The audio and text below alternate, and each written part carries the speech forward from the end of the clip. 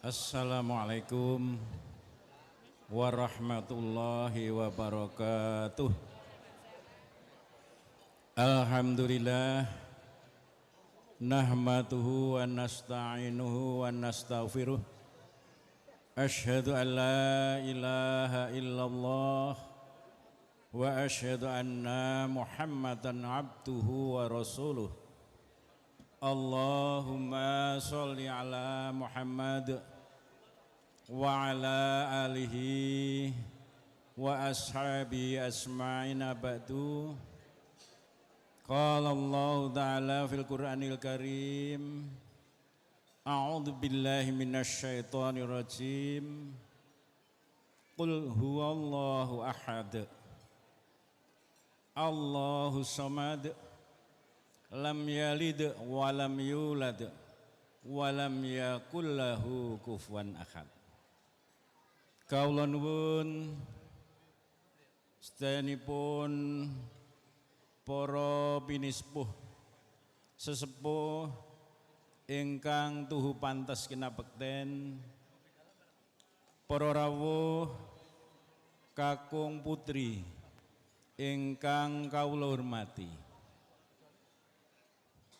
Keparengna kawula ngempil kamardikan panjenengan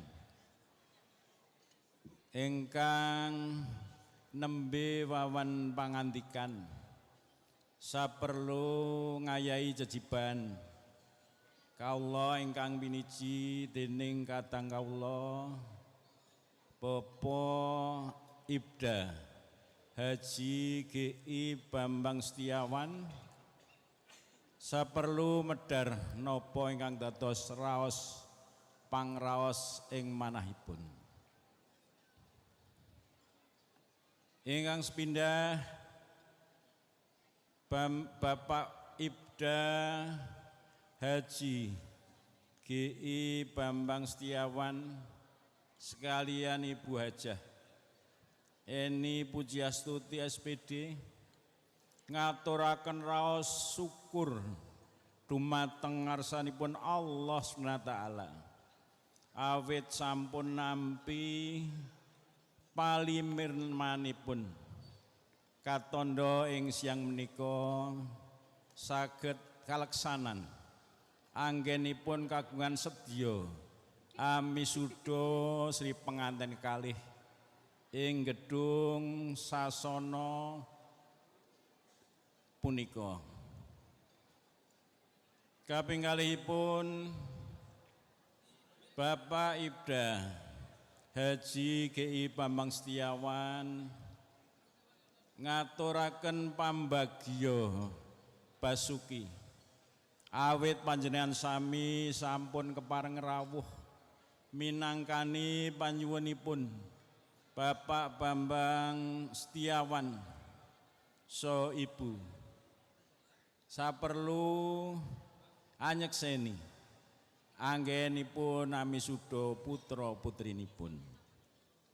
Boten katalumpen kulawarga Bapak GI Bambang Setiawan ngaturaken panuwun ingkang tanpa pepindhan awit saking panjenengan sampun kepareng rawuh ing siang menika saha atur sih pasumbang ingkang awujud punapa kemawon ingkang tuhu menika panjenengan aturaken kanthi ikhlasing manah saha luhuring budi mugi dadosa tambah kuncaraning asma panjenengan wonten ing bebrayan agung.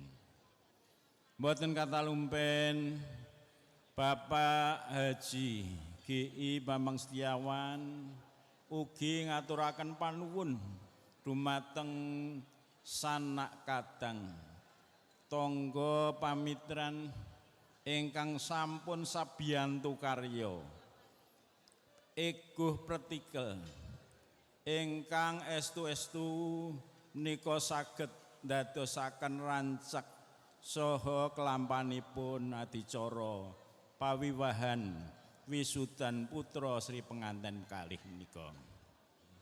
nglairaken raos syukur misuda putrinipun ingkang sampun kajatuh krami kalampan ijab ing dinten Sabtu 16 Maret 2019.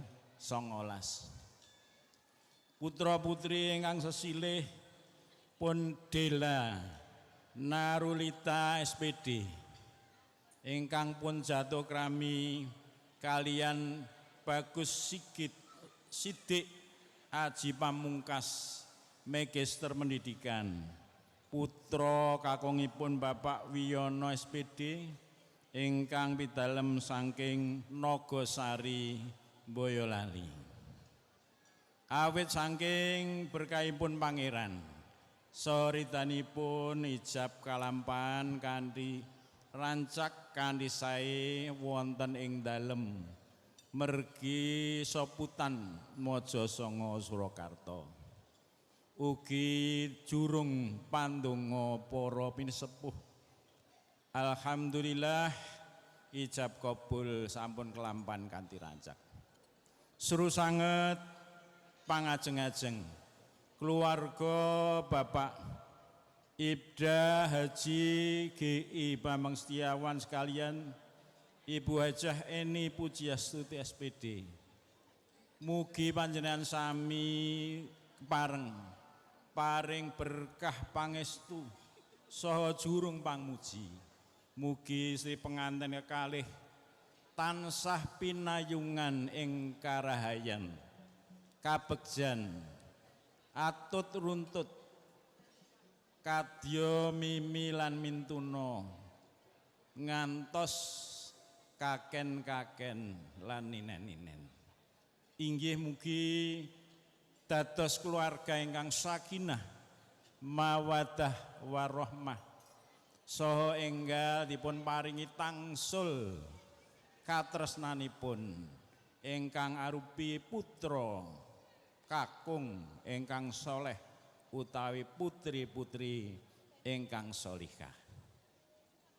Para rawuh, para tamu kakung putri ingkang kinurmatan, pahargyan ing sang menika sampun karakit karantam kanthi permati, hananging taksih kathah cewet ciciripun.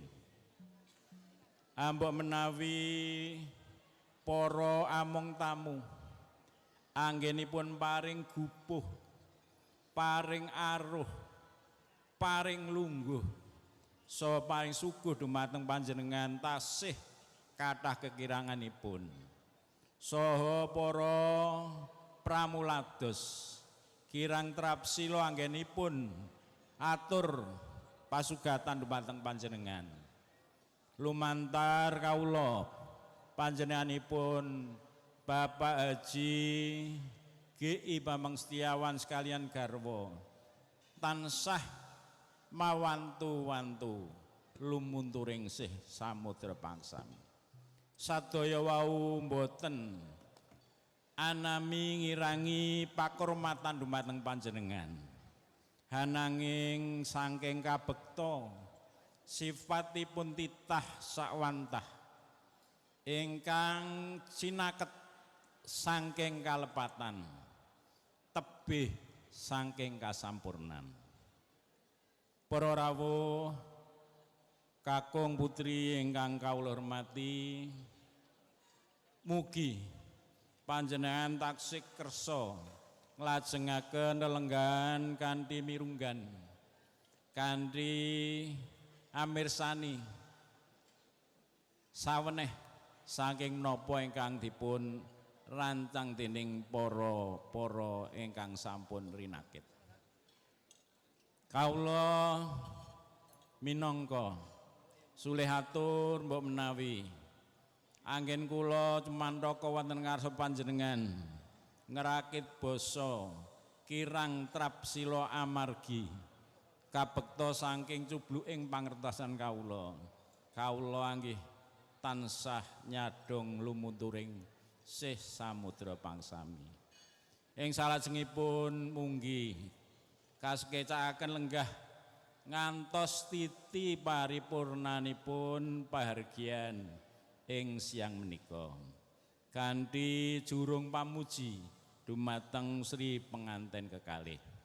Mekaten billahi taufik wa hidayah wa ridha walinayah. Akhirul kalam, assalamualaikum warahmatullahi wabarakatuh.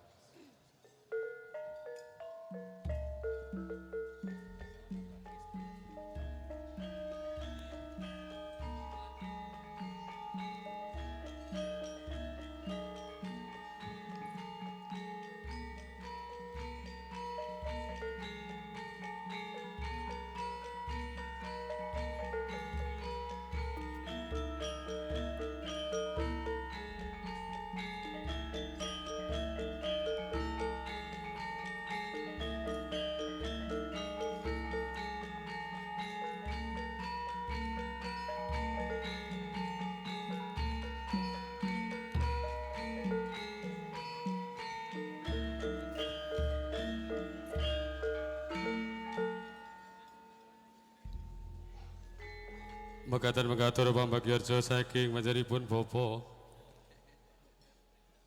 Haji KI Bambang Setiawan ingkang tinenang basa panjenenganipun Bapa Dr. Andes Haji Suraji Abdullah.